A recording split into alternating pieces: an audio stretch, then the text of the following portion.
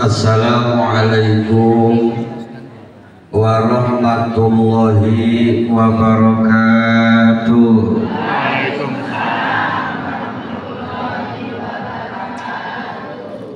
Daun salam, daun saga. Yang jawab salam semoga masuk surga. Daun salam, daun hutang. Yang jawab salam semoga kebayar hutang. Daun salam, daun jambu, daun saga. Yang jawab salam semoga dapat menantu orang kaya. Assalamualaikum warahmatullahi wabarakatuh.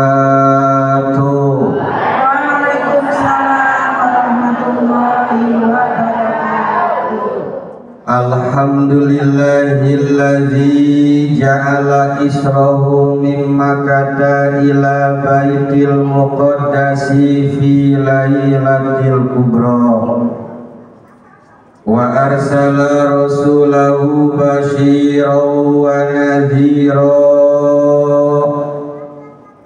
wa da'iyan ila Allahi bi'idnihi wa sirajan munira. Wassalatu wassalamu ala sayyidina Muhammadin afdalil khalqi wal wara wa ala alihi wa sahbihi salatan wa salaman katsira amma ba'd. Ya Qawi ya Matin ikfi syarra zalimin wa ya amanal khaifin najina mimma nakhaf. Qala Allah ta'ala fil Qur'anil azim wa huwa asdaqul qailin.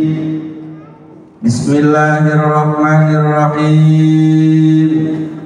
Subhanalladzi asra bi'abdihi lailan minal masjidil harami ilal masjidil aqsa. Al-ayat. Sadaqallahul azim wa sadaqa rasuluhul habibul karim wa nahnu ala zalika minasyahidina wa syakirina walhamdulillahi rabbil. Wa qala nabiyyu sallallahu alaihi wasallam as-salatu mi'rajul mu'minin. Al-hadis. Wa qala aidan innama masalu sholati fid dini kama salir raqsi fil jasad. Al-hadis. Al-makna wallahu alamu bimuradi. Huwa rahmanul qudusul ba'isul muqtadiru rabbi shrah li sadri wa yassir li amri wa hlul 'uqdatam min lisani yafqahu qawli. Subhanaka la ilma lana illa ma 'allamtana innaka antal alimul hakim. Amin ya Allah ya rabbal alamin. Yang saya hormati pengatur waktu, pemindah acara yang mudah-mudahan senantiasa selalu dimuliakan oleh Allah Subhanahu wa ta'ala.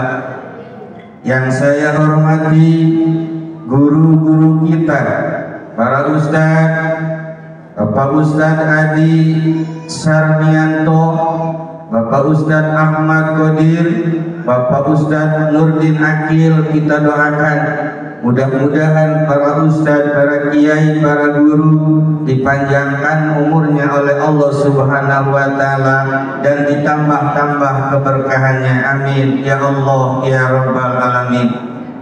Tak lupa yang saya hormati Ketua DKM Masjid Ar-Rahimun 5, Bapak Ustadz Rahmat Sudarsono, yang mudah-mudahan selalu konsisten menjalankan tugasnya, dan kalaupun ada kesalahan semoga kita memaklumi dan diampuni oleh Allah Subhanahu wa Ta'ala.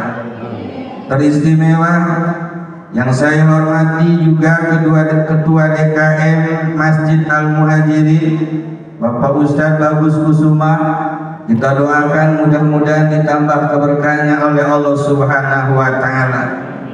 Tak lupa yang istimewa Direktur Yayasan Islam Syifa Fikriya yang saya hormati Bapak Haji Marsudi, mudah-mudahan selalu mendapat bimbingan dan maghfirah Allah Subhanahu wa Ta'ala dan terus berkiprah untuk memajukan umat supaya selamat di dunia dan di akhirat.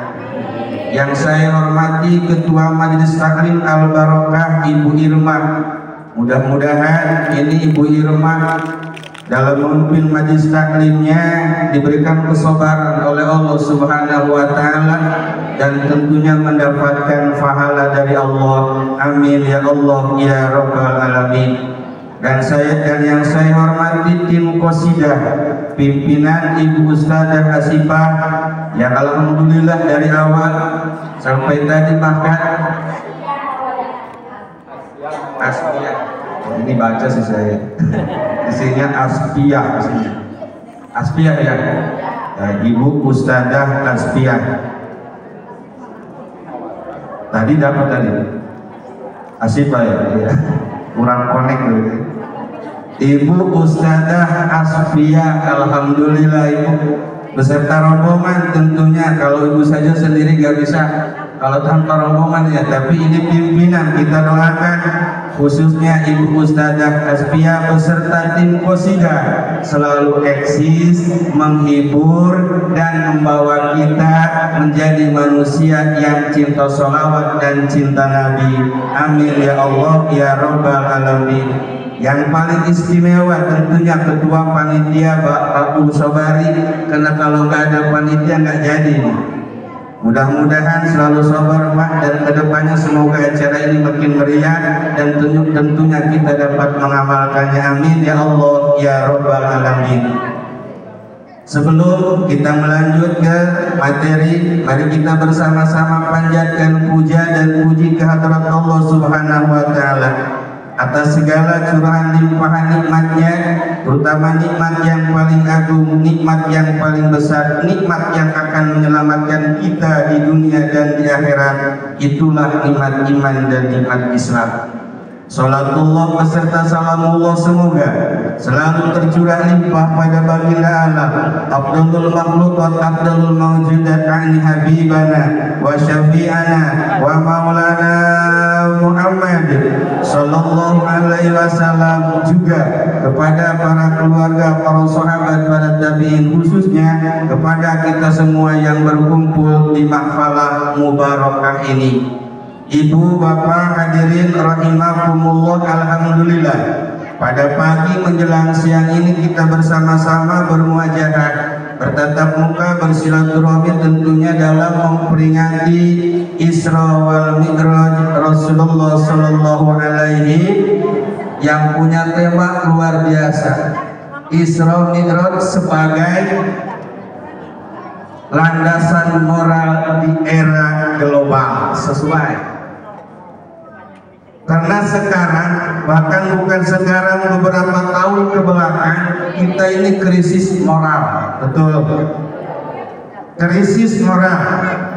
Insya Allah pada Rasulullah lewat Isra wal Mi'raj sudah mengajarkan betapa pentingnya moral, betapa pentingnya etika, Sekarang pendidikan di mana-mana, dari mulai anak-anak sampai pendidikan orang tua, pengajian ibu-ibu, pengajian bapak-bapak, ramai di mana-mana. Cuma moral makin merosot. Betul apa betul?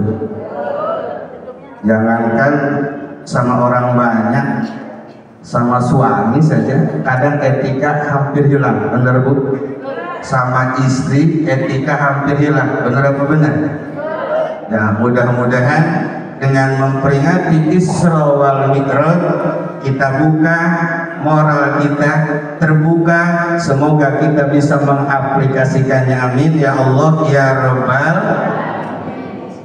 Isra wal Mi'raj Rasulullah sallallahu alaihi wasallam terjadinya Bapak Ibu 1 tahun sebelum hijrah.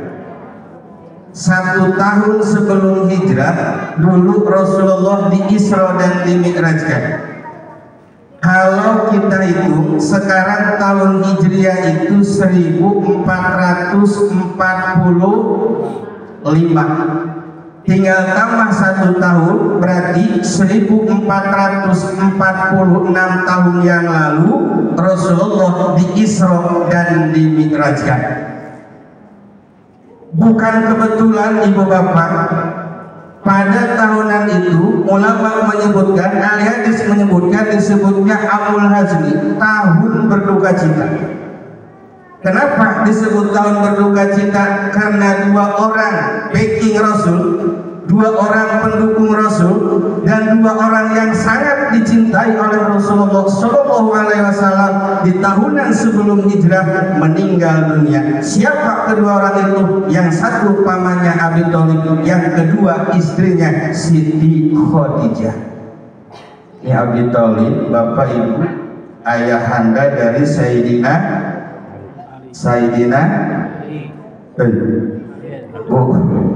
Abi Thalib bapaknya siapa? Sayyidina Ali. Sayyidina Ali itu punya sepupu yang jadi Rasul, namanya Nabi Muhammad Sallallahu Alaihi.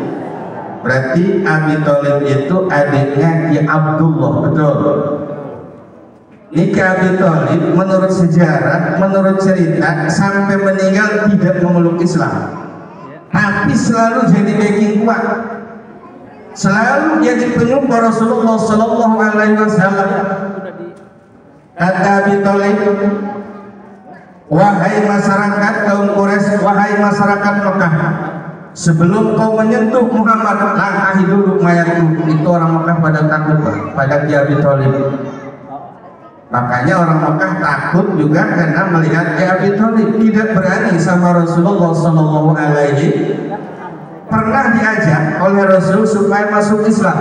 Kalau bahasa kita, aman, udahlah masuk Islam, ikuti saya, mengucapkan 2 kalimat syahadat. Jawaban Abi Thalib, udah lama, udah kamu lanjutin aja dakwahmu, terusin aja agamamu, udahlah biarkan saja pamanmu seperti ini, tapi selalu packing paling terdepan. Itulah Abi Thalib, luar biasa. Makanya sekarang juga banyak sholat belum aktif, tapi kalau kerja untuk kerajaban paling depan. Sholatnya sering ketinggalan, tapi kalau maulidan paling depan. Dekorasi panggung dan lain-lain, pas waktu dohor malah tidur. Ya kan? Udah biarin, yang namanya majemuk masyarakat. Kita membangun musola, membangun masjid, masyarakat pada kumpul ramai. Yang ngadu kopi doang. Kerja bangga. Ada kan? Karena orang banyak. Ini Abi Thalib contoh, selalu jadi backing Rasulullah SAW. Makanya ketika meninggal dunia Rasulullah merasa sedih. Wajar, karena seorang Rasul pun tetap sifat yang dia itu Arab bahasa Ria. Rasul pun sama seperti kita, ada sedihnya, ada kecewa, ada marahnya, ada makan, ada minum, ke pasar, belanja dan lain-lain. Cuma walaupun sama tetap beda, Pak.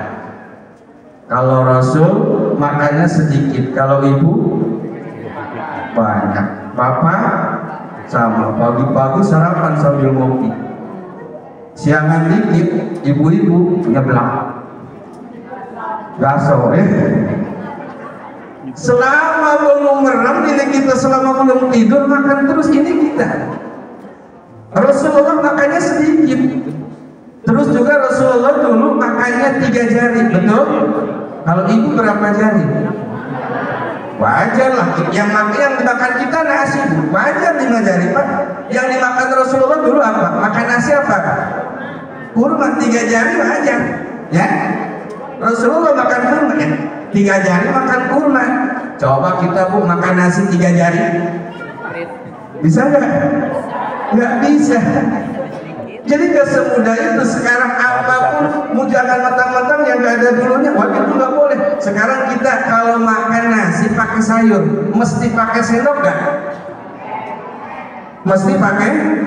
Di zaman Rasul ada nggak sendok? Yang ngapain tuh nggak bisa pakai sendok?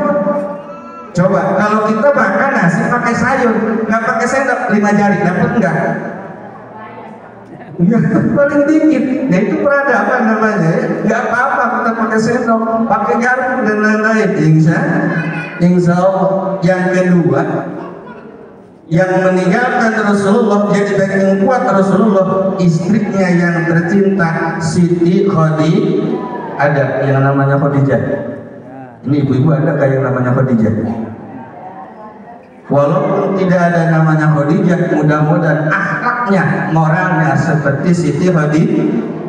Siti Khadijah itu bapak ibu sebelum menikah dengan Rasulullah sudah menikah 2 kali, beranak 4. Berarti Siti Khadijah itu menikah dengan Rasul janda 2 kali, beranak 4 Bu, tapi nggak pirang rambutnya.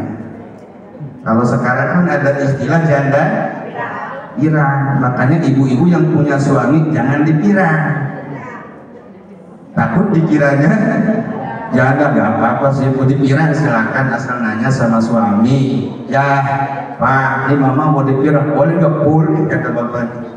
Wong bapaknya kalau bawa mobil Bu lagi nyetir ada yang bilang gini aja, mending ibu sekalian dipirang, betul Pak? Ya. Kalau lagi nyetir mobil ada yang bilang gini, ada suaminya, mending ibu sekalian dipirang, gak masalah. Cuma nanya suami. Kalau suami cocok oke, kalau nggak cocok jangan. Tetap seorang istri mau apapun harus ada persetujuan suami.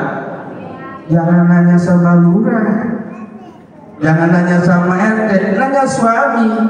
Karena apapun yang ada pada kita, kalau dilihat sama suami, suami jadi bahagia, suami jadi senang, itu jadi ibadah. Sebaik-baiknya wanita Pak adalah yang kalau kita lihat membahagiakan suami. Mudah-mudahan ibu-ibu semua seperti Siti Khadijah, bukan jandanya, bukan, tapi akhlak dan moralnya. Amin ya Allah ya Rabbal. Waktu menikah usianya 40 tahun, Rasulullah usianya 25 tahun, terpaut 15 tahun usianya. Kira-kira kalau di sini pantaran siapa kalau di sini? 40 tahun. Kalau di kampung udah peot Pak.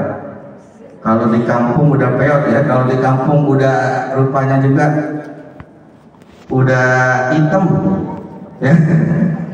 Tapi Siti Khadijah kan orang terkaya, konglomerat nomor 3 di Mekah dulu. Siti Khadijah itu konglomerat nomor 3 di kota Mekah itu. Janda kaya, beranak 4. Yang namanya orang kaya pasti walaupun udah tua masih tetap cantik, benar. Kita lihat artis lah, Yuni Shara. Tahu nggak Yuni Shara? Kakaknya Krisdayanti. Dia yang mantan Raffi Ahmad itu. Ya mesti tahu kan supaya bisa nyontohin. Ya. Ini Yuni Shara udah lebih 40 ya. Tapi masih tetap cantik. Kenapa? Karena terawat. Ada yang lebih tua, Ratu Dangdut. Elvi itu umurannya berapa puluh tahun ya Elvi? Subhanallah. Nggak ada kerut sedikit pun Pak. Betul. Roma Irama Raja Dangdut dapat. Tapi Elvi nggak ada kerutnya sedikit pun. Kenapa? Orang kan perawatannya terus. Coba aja itu perawatan seminggu 2 kali. Jangan banyak-banyak. 1 kali perawatan itu 3 juta. Bukan? mending beli beras ya Bu ya, beli minyak goreng. Nah, wajar mereka itu orang-orang kaya, mukanya saja nggak cukup 50 juta. Ibu berapa kalau beli bedak? Paling pon 30.000 ya, ada siang ada malam, paling itu nggak cocok pon Wardah, paling itu pixi cepuk aja itu juga murah. Kok tahu? Ya saya kan punya istri saya juga beli bedak. Oh ini pot.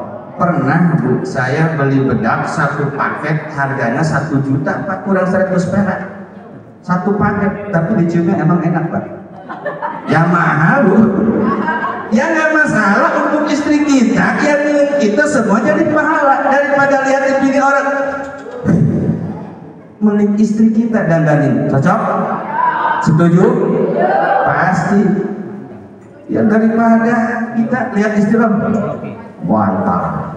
Padahal istri kita juga kalau didandanin mungkin lebih dari mereka. Insya Allah. Itu logika. Seperti itulah kira-kira Siti Khadijah. Kenapa selalu cantik? Karena memang terawat dan lain-lain.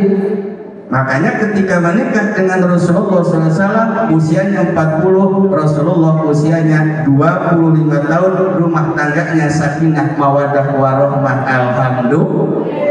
Dan selama Siti Khadijah masih ada, Rasulullah tidak pernah poligami. Terjadinya Rasulullah poligami setelah Siti Khadijah meninggal dunia. Ini jadi semasa Siti Khadijah ada nggak pernah Rasulullah poligami. Ketika Siti Khadijah meninggal, hijrah ke Madinah, baru di situ Rasulullah istrinya bertambah. Tapi rata-rata janda Pak. Istri Rasul yang ketika ditikah perawan itu cuma satu, Siti Aisyah binti Abu Bakar Siddiq. Cuma itu yang waktu ditikah masih perawan, usianya masih 9 tahun. Yang lain rata-rata janda yang punya anak.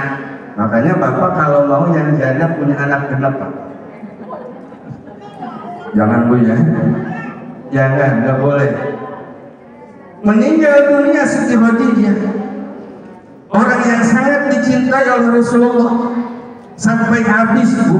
Siti Khadijah yang Maula Merat nomor 3 di Mekah kala itu sampai habis hartanya untuk apa? Membela Rasulullah, membela agama yang dibawa oleh Rasulullah Sallallahu Alaihi, yang biasanya tidur di atas hamparan yang permadani yang indah, di atas kasur yang empuk. Pernah Siti Khadijah bersama Rasulullah tidur di atas pasir hanya berhamparan daun korma. Luar biasa. Pernah ibu seperti itu? Enggak. Kata suami, "Ma, ini kita mau ngadain rajaban iuran. Berapa Pak? Sekian." Nah, jangan banyak-banyak. Rajaban ini jangan banyak-banyak, ntar aja muludan, gitu juga ngomong. Ini Siti Khadijah luar biasa. Makanya Rasulullah itu terpukul. Rasulullah itu sangat sedih. Wajarlah Arab Basyariyah yang namanya ditinggalkan istri tercinta yang siap berkorban. Jangankan harta, nyawa Siti Khadijah dipersiapkan untuk Rasulullah Sallallahu Alaihi. Maka Rasulullah berkenan di Isra dan di Mi'rajkan. Yang paling penting juga Pak, sebelum Isra wal Mi'raj itu moralnya dulu. Kenapa?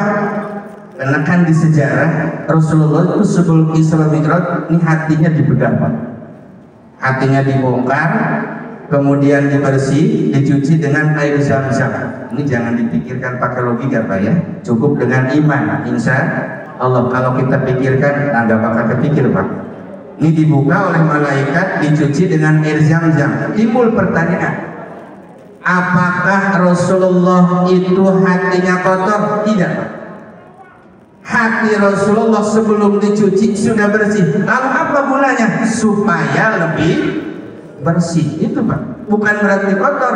Hati Rasul sudah bersih, tapi supaya lebih bersih. Makanya kita, supaya sholat kita menjadi mi'raj, mengantarkan kita ke hadirat Allah, mengantarkan kita ke Allah Subhanahu wa Ta'ala, hatinya dulu harus bersih. Setelah dicuci dengan air jam-jam, dipenuhi dengan hikmah, hikmah itu apa? Bijaksana. Ini karena Rasulullah itu akan jadi pimpinan, bukan cuma pimpinan agama, tapi juga pimpinan negara. Makanya seorang pimpinan itu hatinya harus nih, ketua DKM, ketua panitia, ketua RT, ketua RW, suami juga pimpinan, hatinya harus bersih, harus legowo. Kalau ada yang komen bla bla bla, diamin aja. Atau calon dewan yang ada mudah-mudahan jadi, ketika jadi pimpinan ada yang membuli, ada apa saja, bersihin hati, legowo. Mau ngomong apa terserah, insya Allah. Ini bersih hatinya, bijaksana. Bijaksana itu seperti apa? Ini Rasulullah kan di sejarah Pak, ketika peletakan Hajar Aswad, ini kumpul semua kan bersuku-suku, di Arab itu bersuku-suku. Ketika peletakan Hajar Aswad, jadi siapa orang yang pertama melewat ke sini, maka dialah yang berhak meletakkan batu Hajar Aswad. Ternyata yang paling pertama itu Rasulullah Shallallahu Alaihi Wasallam. Saking bijaksananya Rasulullah, enggak ego Pak. Sorbannya diampari, Hajar Aswadnya ditaruh di tengah, kemudian sorban digotong bareng-bareng, lalu ditempelin oleh Rasulullah. Maka semua orang-orang pembesar Mekah kala itu merasa puas. Kenapa? Karena mereka bergotong royong, tidak ego. Itu moral Rasulullah Shallallahu Alaihi Wasallam. Diisi dengan iman, terus diisi dengan 4. Yang pertama hilim. Hilim itu tidak cepat marah, Ibu. Jangan cepat marah. Kalau cepat marah nanti cepat. Kenapa sih Ibu marah-marah? Enggak ada uang. Pasti jawabannya sebelum ada jawaban saya udah ke situ. Pasti yang bikin marah-marah enggak ada. Karena sekarang apapun harus pakai uang. Beli sayur pakai, mau ngebakso pakai. Iya, mau kemana saja pasti pakai uang. Makanya kalau nggak ada duit marah-marah, manyun aja. Subhanallah, banyak rumah tangganya yang hancur gara-gara duit. Banyak yang berseteru dengan tetangga gara-gara duit. Ini Bu, luar biasa. Yang sakit jadi sembuh karena duit. Yang sembuh jadi sakit karena duit. Ini penyebab semuanya. Ya yang sakit aja gara-gara duit jadi sembuh. Kemarin waktu corona, nenek-nenek kan kemarin nggak bisa dapat bantuan kalau nggak divaksin. Padahal udah oleh itu nenek-nenek udah sakit-sakitan, divaksin dapat 3 hari mati. Ya bukannya dapat duit malah mati. Udah tua. Kenapa? Ini luar biasa duit. Mau rajaban nggak ada duit jadi nggak? Mau rajaban nggak ada duit jadi nggak? Enggak. Berarti duit itu penting, tapi ibadah harus lebih penting. Suami jangan cepat marah.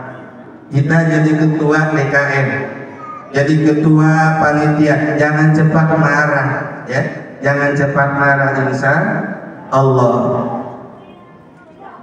Ya, jadi kita sedekah dulu, bareng-bareng baca salawat.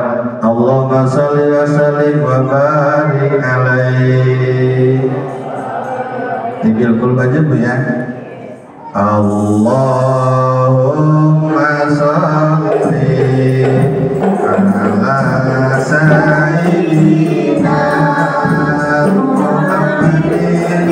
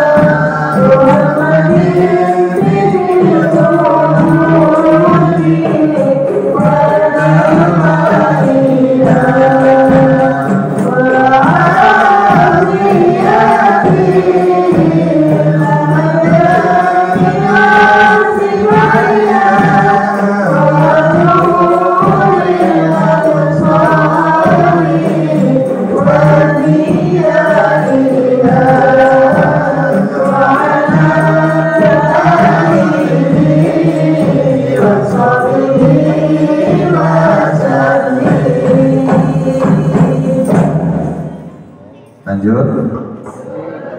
Udah beres? Insya Allah mudah-mudahan sedekahnya berkah. Amin ya Allah ya Rabbal. 1 dibalas 700. Amin ya Allah ya Rabbal. Sedekah kecil ikhlas itu yang akan menuntun kita ke surga, daripada sedekah gede pakai omong terus. Setahun ngomong itu kan dapat saya, itu kan dapat saya. Apalagi gede ya, gede ikhlas. Yang pertama, hati Rasulullah diisi dengan hilim, tidak cepat marah. Segala apapun yang terjadi diproses dulu. Jangan cuma lihat foto suami lagi berdua di tukang bakso langsung marah. Tanya dulu, ini berdua lagi ngapain? Jangan-jangan di fotonya cuma berdua dong, padahal banyak kan. Ini langsung aja marah. Pas pulang suaminya HP dibanting. Benar apa benar? Proses dulu. Begitupun sebaliknya, Pak. Yang kedua, hati Rasulullah setelah dicuci dengan air jamnya diisi dengan ilmu. Moral tidak akan timbul, etika tidak akan timbul, akhlak tidak akan ada kalau tanpa ilmu. Benar? Walaupun memang ada istilah adab harus di atas ilmu, tapi kita tidak akan beradab kalau tidak belajar. Gak mungkin punya adab, gak mungkin punya etika kalau tidak belajar. Kalau tidak belajar gak ada etika. Dengan belajar insya Allah moral akan timbul, moral akan ada. Ini ilmu. Sholat kalau nggak pakai ilmu gak beres, Pak. Haji kalau nggak pakai ilmu nggak beres. Bukannya tawaf yang benar malah selfie dulu. Benar Ibu? Padahal kita selagi tawaf, Pak, ini dadak jangan menghadap ke Baitullah. Tetap Ka'bah itu posisinya harus ada di sebelah kiri kita. Jadi jangan menghadap ke Ka'bah gitu. Tetap selama 7 kali putaran, ini Ka'bah posisinya harus di sebelah kiri. Kalau udah 7 kali silakan mau foto boleh membelakangi. Oke. Ini saya lihat waktu umroh kebanyakan berbagi foto. Ya. Kalau nanti umroh dan haji harus hati-hati. Ya, ongkosnya mahal, jaraknya jauh, butuh fisik yang luar biasa. Kalau punya selfie, jangan selfie, edit aja edit. Kalau mau foto kita sendiri, belakangnya Ka'bah Baitullah. Udah, lagi di sini dulu kita. Udah beres. Ya bolehlah selfie silahkan. Cuma ibadahnya harus beres dulu. Harus beres dulu. Ini ilmu. Zakat aja Bu, zakat fitrah. Sebentar lagi kita memasuki bulan Ramadan, mudah-mudahan panjang umur. Amin ya Allah ya Rabbal. Ini kan fitrah harus diniati. Kan seluruh ibadah kecuali membasuh kotoran, membasuh najis, seluruh ibadah harus pakai niat. Akan sah ibadah kalau ada niat, tidak sah ibadahnya kalau tidak pakai niat. Zakat fitrah yang harus niat itu kepala keluarga, bukan ibu. Ini kadang-kadang bapak nanya, Mak, ya, Mak udah difitrin, ayah loh, yang wajib fitrin itu siapa? Yang harus nanya itu istrinya sama suaminya. Ya, Mama udah difitrahin, harusnya begitu. Ini malah kebalik, benar? Jadi niatkan dulu sama suaminya. Yang mau bagiin silahkan, nganterin ke musaiknya ibu silahkan, mau anak juga boleh. Yang penting yang niatnya itu kepala keluar, yang punya suami, yang gak punya suami ya kembali ke diri sendiri. Ini ibadah, pakai ilmu, insya Allah sholatnya beres, zakatnya Kalau sholat aja, kalau nggak pakai ilmu, kalau nggak pakai ilmu, kata anak muda, udahlah saya mah sholatnya seminggu sekalian. Usolli fardal maghribi, salasa, rabu, kamis, jumat, sabtu, minggu, senin, Allahu akbar. Seminggu nggak sholat. Katanya udah beres sekaligus usolli fardal maghribi, salasa, rabu, kamis, dikirain itu nama hari Selasa. Padahal hitungan rokaat. Rasulullah sebelum hijrah itu nggak ada sholat. enggak menjelaskan sholat, tidak menerangkan sholat. Kenapa? Karena belum wajib. Uang wajibnya sholat itu setelah Isra Mi'raj. Lalu apa saja selama di Mekah Rasulullah dakwahnya? Akidah. Rasulullah menyampaikan tentang tauhid, bahwa Allah itu Maha Tunggal, Allah itu Ahad, Qul huwallahu ahad. Itu saja waktu di Mekah, belum sholat. Jadi jangan dikira di Mekah sudah sholat, masyarakatnya belum. Adanya sholat itu setelah adanya Isra Mi'raj, baru ada kewajiban sholat. Makanya kita juga ini tauhid sangat penting. Yang sering diajarkan sama guru-guru kita, wujud, tidak bako dan seterusnya. Yang paling terpenting adalah kita meyakini bahwa Allah itu Ahad, yang sering ibu baca di surat Al-Ikhlas. Qul huwallahu apa artinya? Artinya apa? Qul, ucapkan oleh wahai Muhammad bahwa Allah itu Ahad. Ahad itu apa? Tunggal. Allah itu Maha Tunggal, tidak ada dua, tidak ada tiga. Tuhan silakan banyak, tapi Tuhan yang hak hanya satu, Allah Subhanahu. Ini ibadah. Jangankan ibadah, bikin kue aja Bu harus pakai ilmu. Benar apa benar? Ibu kan ada yang namanya kue, apa itu namanya, yang pakai aci tipis ada kacangnya. Peyek ya. Kalau di saya peyek gitu, peyek ya. Semua orang bisa sih, ibu-ibu bisa. Tapi kalau nggak pakai ilmu itu mau dimakan juga nggak bisa. Keras ya, warnanya juga agak hitam-hitaman. Kalau yang biasa kan yang udah ada ilmunya, renyah banget, dimakannya enak. Ini bapak-bapak hampir ompong ini. Kenapa? Karena nggak ada ilmunya. Ada lagi kue putu ayu ya. Ini putu ayu atau bikin bolu kan harusnya ngembang. Bahannya sedikit tapi nanti ngembang. Ini bukan ngembang, malah makin ke bawah. Kenapa? Bahannya sama kata ibu, ilmunya yang nggak ada. Seperti itulah ibadah. Kalau tidak ada ilmunya, bahkan Ibnu Ruslan bicara mardudatun latu balu. Kalau ibadah tidak ada ilmunya, ditolak, tidak diterima. Insya Allah kalau ibu-ibu rajin ngaji, alhamdulillah, muter tiap majlis, tiap masjid, tiap musola, alhamdulillah. Pasti tanya sama suaminya, ngaji apa? Biasa aja ya. Ya biasa aja. Ya biasanya apa? Ya biasa aja. Apa? Ternyata ngobrol doang. Benar apa benar? Ngaji mah yang enak mah sama bapak-bapak. Jemaahnya cuma 5 orang, udah bengek. Yang satu ampun. Pas masuk musola, masuk masjid, masuk majelis taklim, cari tembok, pengen nyender gitu. Ya. Ustadz buka kitab, bismillahirrahmanirrahim, gak ada suara satupun. Dikira ustadz khusus, nyatanya molor semua. Ini bapak-bapak yang rame sama ibu. Di majelis taklim yang rame, hadiran PHBI Isra Mi'raj yang rame, Maulidan, Muharraman, yang di Bang Emo, ya kan? Ini ibu-ibu rame. Kalau nggak ada ibu nggak rame. Yang banyak utangnya, yang suka ngerumpi, yang suka marahin suami, pasti rame. Tapi bukan ibu-ibu kalau nggak rame, bener nggak? Karena ibu-ibu itu Bu, ini Pak ya, jadi harus dimaklumi kalau punya istrinya cerewet ya, harus dimaklumi. Kenapa? Karena sistem otak perempuan ini bukan hadis Pak ya. Sistem otak perempuan sehari semalam itu ibu harus mengeluarkan kata-kata 20.000. Ingat, harus mengeluarkan dua kata-kata 20.000 kata. Sementara laki-laki Pak, kita kaum adat cukup 6.000 atau 7.000 kata. Ini luar biasa jauhnya. Makanya kalau ibu-ibu nggak ngomong kayak yang apa ya, mending banyak ngomong. Kalau istri masih banyak ngomong Pak, alhamdulillah, berarti rumah tangga zona aman.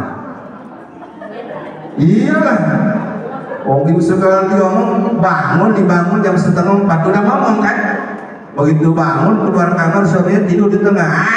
Udah tua ini tidur sembarangan aja. Udah dilangkan.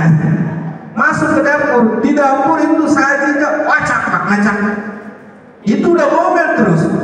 Masak, nyuci, ini enggak dia mulu ngomong terus. Bener apa enggak? Iyalah sama di rumah juga. Tapi walaupun ngomel terus pekerjaan selesai, bener Bu? Cuci piring beres, masak, pokoknya semuanya beres. Makanya rumah tangga zona aman. Biarkan istri kita ngomel terus. Coba kalau istri sudah nggak banyak ngomong, kalau kita tanya, mah dari mana? Sorry. Kenapa sih? Oh gitu sih, bodoh. Ini rumah tangga ini zona merah ini kalau sudah gini. Ya betul. Karena istri kalau udah dongkol sama suami males ngomong. Duitnya diterima nggak? Ini. Oh ini. Ngomong nggak mau saking dongkolnya sama suami, tapi dikasih duit nggak pernah. Oh, ini sama yang di rumah juga. Diam aja, nanya enggak, tapi kalau dikasih amplop nggak pernah ngomong apa-apa, diterima. Ini istri nih. Subhanallah. Makanya biarinlah kita maklumi yang punya istri cerewet, malah syukur alhamdulillah. Kalau ada yang nagih hutang, biarkan istri ke depan, kita ke belakang, aman. Pasti yang nagih hutang pulang. Gak kuat, gak nahan ngomongnya. Wah. Ya alhamdulillah, ini sistem otak Bu. Udah ibu mau ngomong apa saja silakan. Karena kalau tidak mengeluarkan kata-kata, ini bisa jadi penyakit. Tapi kalau sendirian jangan ngomong aja. Ini kata Pak Ustaz Dayani, mesti ngomong 20 kata, sendirian ngomong aja. Itu harus dibawa ke rumah sakit kan? Kayak konsep itu. Subhanallah, ini ilmu. Yang kedua setelah ilmu, yang ketiga setelah ilmu yakin. Maka ketika kita punya ilmu di pengajian, di mana saja kita dapat ilmu, harus yakin dengan ilmu kita. Mengamalkan, kita ibadah, kita sholat, siapa yang kita sembah? Allah Subhanahu. Pernah ketemu nggak sama Allah? Pernah lihat nggak Allah? Nggak pernah. Dan juga jangan berharap, jangan berpikir seperti apa Allah, jangan memikirkan itu. Ya, wala tafakkaru fillah, jangan memikirkan Allah, pikirkanlah ayat-ayat Allah. Kalau kita mikir Allah nanti kubur kita. Naudzubillah, ini yang kita pikirkan ayat Allah, Pak. Mana ayat Allah? Istri kita termasuk ayat-ayat Allah yang tersirat, bukan yang tersurat. Kalau yang tersurat di Al-Quran. Ini makhluk Allah. Selain Al-Quran itu ayat Allah, ayat tersirat. Kita pikirkan istri kita. Walaupun cerewet, tapi kopi tetap aman. Walaupun cerewet, anak 2, anak 3 tetap kedidik. Alhamdulillah. Walaupun cerewet, rumah rapi. Alhamdulillah. Walaupun cerewet, masakan apa yang kita butuhkan ada. Alhamdulillah. Maka ketika kita punya istri seperti itu, bersyukur sama Allah Subhanahu.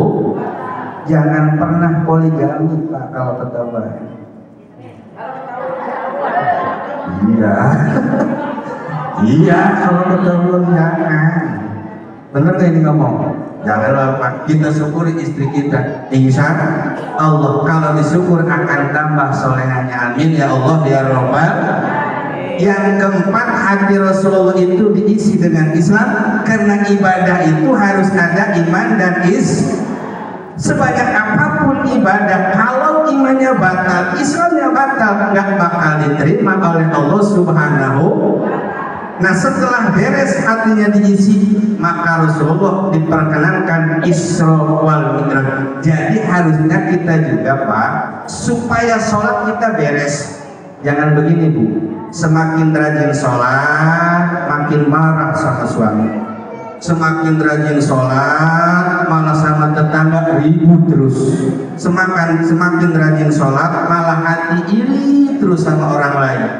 Tetangga kebeli kulkas, kita yang meriah. Tetangga beli motor, kita yang sakit. Tetangga beli mobil malah mati gitu. Padahal sholatnya rajin, ibadahnya rajin, berarti hatinya belum bersih. Ini Pak, moral. Makanya moral dikedepankan sesuai sesuai dengan tema sekarang. Ya kan banyak yang sholatnya aktif, sholatnya rajin tapi nyolong terus aja. Sholatnya rajin tapi korupsi terus aja, bener apa bener? Sholatnya rajin, bagi-bagi sembakonya rajin, silaturahminya rajin, korupsinya juga banyak kan? Mudah-mudahan bukan suami kita, mudah-mudahan bukan istri kita, mudah-mudahan bukan pemimpin kita. Amin ya Allah ya Rabbal Alamin. Ini Pak, Rasulullah Isra wal Mi'raj minal Masjidil Haram ilal Masjidil Aqsa. Di awal Isra Mi'raj itu dari Masjidil Haram yang ada di kota Mekah, yang insya Allah untuk ibu yang sudah berhaji dan bapak atau umroh udah pernah menginjakan kaki di Masjidil Haram. Di sanalah Rasulullah Isra itu berangkat minal Masjidil Haram ilal Masjidil Aqsa yang ada di Palestina yang sekarang diserang terus-terusan oleh Yahudi. Kita doakan mudah-mudahan umat Islam yang ada di Palestina diberi kekuatan oleh Allah Subhanahu wa taala, dan orang-orang kafir yang menyerangnya semoga dihancurkan sehancur-hancurnya oleh Allah. Amin ya Allah ya Rabbal. Itu Isra, perjalanannya luar biasa. Perjalanan yang harus jarak tempuhnya lama tapi hanya sekejap mata. Kenapa? Karena ibaratnya dalam Quran, Subhanalladzi asra bi 'abdihi lailam minal masjidil haram. Ibaratnya asra. Asra itu kalau kata santri ya, asra diberangkatkan oleh Allah Subhanahu. Berangkat dan diberangkatkan beda enggak? Ini contoh, saya dari Pamarayan, bukan Pamarayanya sibuk Pasir Limus, tahu ya, lewat Junti doang, ya, bahkan ke pasarnya kebanyakan ke Cikande. Ya. Ini dari Pasir Limus Pamarayan ke sini kalau jalan kaki bisa jadi 1 jam lah, tapi naik mobil naik motor 10 menit nyampe. Naik motor apalagi nggak direm. Kenapa? Kalau jalan kaki jalan sendiri, kalau naik motor diberjalankan. Begitupun Rasulullah bukan berangkat sendiri, tetapi diberangkatkan oleh Allah Subhanahu wa ta'ala. Banyak kejadian yang dilihat oleh Rasulullah, diantaranya ada orang yang menghancur-hancurkan kepalanya sendiri, sudah hancur jadi lagi, hancur jadi lagi. Rasulullah bertanya, ya malaikat Jibril, siapakah dia? Kata Jibril, itu umatmu. Umat saya, orang mana? Orang Cikande. Kenapa? Yang kalau ada kumandang adzan bukannya buru-buru sholat, malah ntar dulu. Begitu ada kumandang adzan, malah ngebasuh dulu, malah ke pasar dulu. Ini umatmu, jangan-jangan kita Bu. Jadi yang malas-malasan sholat, makanya sholatnya harus awal waktu, insya Allah. Ini banyak kejadian-kejadian yang diperlihatkan sama Rasulullah Sallallahu Alaihi Wasallam. Setelah itu baru Mi'raj itu naik dari Masjidil Aqsa Palestina ke langit pertama sampai ke-7 ke Sidratul Mustawan dan Aras, yang hasilnya sholat 5 waktu. Nih Bu, kita bertanya, yang lain, kewajiban-kewajiban yang lain itu tidak seperti sholat Pak. Cukup Rasulullah berfirman sama Allah, sama Rasul, tapi sholat Rasulullah dipanggil ke hadrat Allah Subhanahu wa ta'ala. Kenapa? Karena saking pentingnya sholat. Makanya Rasulullah pernah bersabda, as-sholatu mi'rajul mu'min. Ada lagi, as-sholatu imaduddin. Sholat itu tihannya agama. Kalau nggak ada sholat berarti agamanya runtuh. Kalau kata anak-anak rungkan sih. Benar. Kalau nggak ada sholat, itu kan istilah rungkan sekarang ya banyak ya. Waduh, rungkan sih. Ini kalau nggak ada sholat runtuh. Ini kita bangun masjid. Kalau nggak pakai niat nggak mungkin terjadi.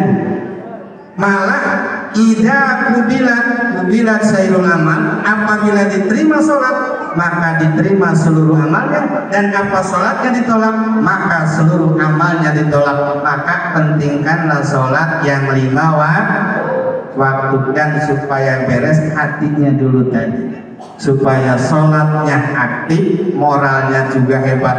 Karena kalau sholatnya aktif, moralnya tidak aktif, moralnya bobrok, berarti sholatnya belum ke hati, sholatnya belum nyampe ke Allah Subhanahu. Supaya hati kita bersih, hati kita tidak kotor, kita mengaji tiap minggu atau tiap hari, insya Allah rajin. Karena dengan mengaji ibu, dengan belajar, dengan tolak, kotoran-kotoran kita, kotoran-kotoran dalam hati insya Allah akan hilang. Amin ya Allah ya Rabbal. Lanjut ini, udah siang, jangan lama-lama ya. Qalilun qol kasirun par, ya. Sedikit insya Allah masuk di hati, kalau banyak ada acak-acakan. Ya, kalau banyak ada acak-acakan. Jadi intinya apa? Kita sholat, hati kita juga harus dibersihin, insya Allah. Sebab penyakit hati ini banyak. Kalau hati sudah bersih, maka setiap orang itu moralnya akan bagus. Jadi pemimpin bermoral bagus, jadi istri moralnya bagus, taat sama suami, insya Allah. Mau apa saja minta izin sama suami, persis seperti ibu-ibu yang hadir. Bu, kalau mau kemana suka izin nggak? Baca salam nggak? Salam nggak sama suami? Salaman nggak? Dicium tangannya? Ah, yang bohong. Bener Pak, istrinya begitu Pak? Enggak katanya. Subhanallah, harus mau kemana aja kita minta izin. Ya, mama mau ke pasar. Ya udah berangkat. Ya, mama mau ke pasar. Udah 3 kali izin, nggak berangkat. Kenapa? Belum dikasih. Benar.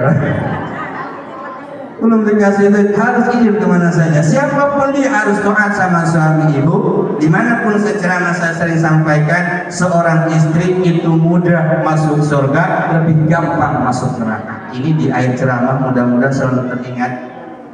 Kenapa mudah masuk surga, lebih gampang masuk neraka? Bu, pengen masuk surga, ibu capai ridho suami. Ibadah ya, sholat wajib, tapi ridho suami harus kita capai. Karena seorang istri kalau ada ridho suaminya mudah masuk surga, tapi kalau tidak ada ridho suami tetap masuk neraka. Ini ada hadis gini Pak, seorang istri yang ngambil duit suami tanpa seizin suami itu dosanya sama dengan 70.000 pencuri. Nah, gimana kalau suaminya bla bla bla?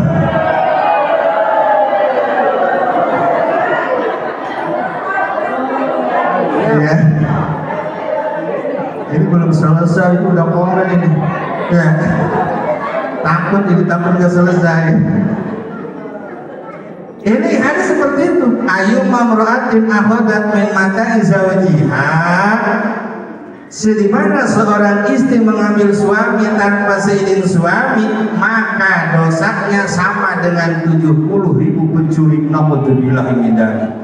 Ibu mau nyuci, ya, terus di kantong baju suami, kantong celana suami ada duit 100.000. Kita kira-kira ngasih tahu suami enggak? Nah, malah dipotong ya. Foto ya, upload di Facebook. Rizki istri soleha. Soleha di mana? Nggak ada izin suami soleha. Subhanallah. Ini jadi pencuri. Makanya Pak, jangan sampai istri kita jadi pencuri. Wong istri kita punya anak dari dia, kita dapat kenikmatan, kita diurus, dikasih makan sama istri. Jangan sampai istri jadi pencuri. Tolong siapkan pagi sebelum subuh 500.000 sehari. Cocok ya? Iya kan? Mau nyuci pasti kantongnya nggak bakal tinggi, nggak bakal, karena sudah disiapin 500. Pernah nggak? Kasih duit kadang-kadang iya, kadang-kadang enggak. Pas datang ke rumah mau makan enak, nggak ada, marah-marah. Bener apa bener? Jangan dikira nggak dosa Pak. Tetap suami itu berdosa, suami punya dosa di istri, istri pun ada dosanya di suami. Makanya kita tirulah Rasulullah Sallallahu Alaihi Wasallam dalam segalanya. Kita tiru Rasulullah Sallallahu Alaihi. Dalam sholat Rasulullah jauh-jauh hari sudah bersabda, "Shollu kama ra'aitum usolli." Apa artinya? Sholatlah kamu seperti kamu melihat sholatku.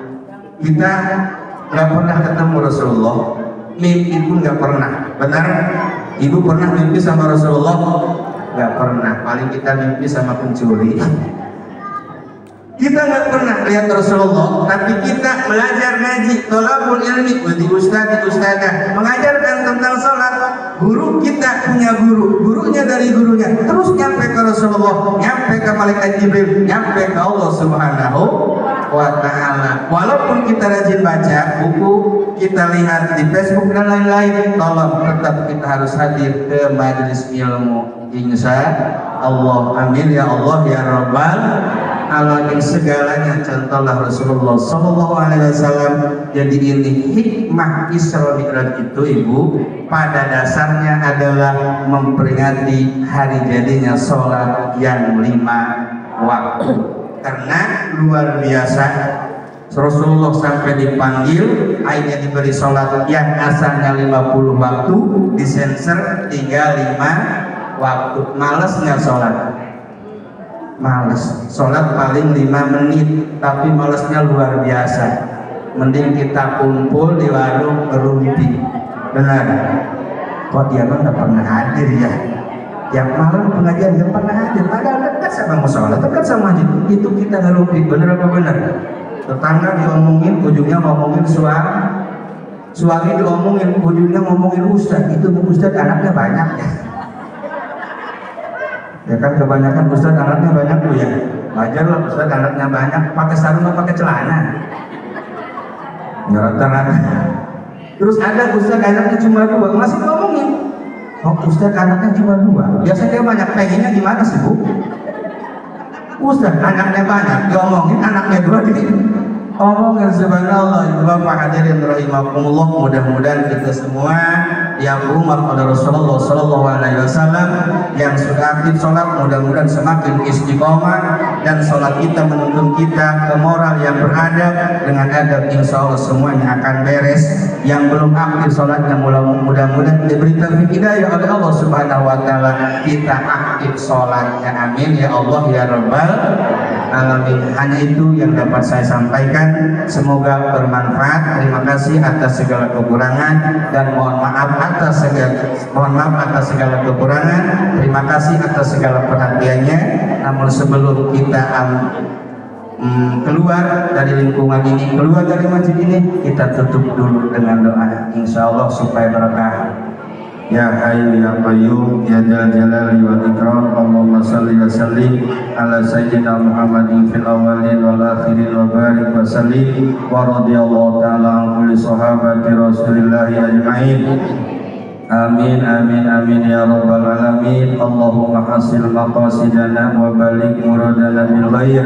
Allahumma hasil maqasidana wa balik muradana bil khair. Allahumma hasil maqasidana wa balik muradana bil khair.